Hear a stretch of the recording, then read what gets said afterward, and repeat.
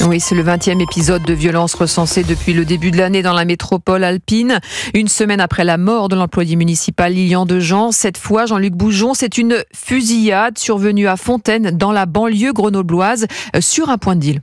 Oui, un point de deal en plein centre-ville. Alors il est 23h30 ce samedi quand une Peugeot 3008 déboule sur l'avenue Aristide-Briand. Plusieurs individus sortent du véhicule et font immédiatement feu avec leur fusil d'assaut sur 4 hommes qui sont présents à ce moment-là sur le trottoir.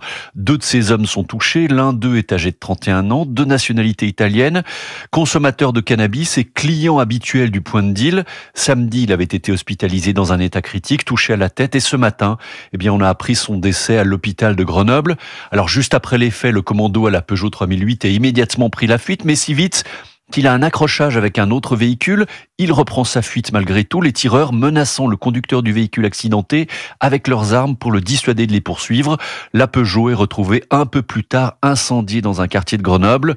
Sur place, les enquêteurs ont procédé aux premières constatations et ils ont retrouvé notamment une vingtaine de douilles de calibre 7,62, ce qui correspond aux munitions qui équipent les fusils d'assaut type Kalachnikov.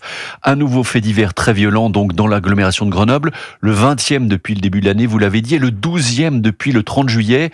D'ailleurs, une fusillade quasi identique avait déjà eu lieu le 5 septembre dernier, faisant un blessé à seulement 200 mètres de là.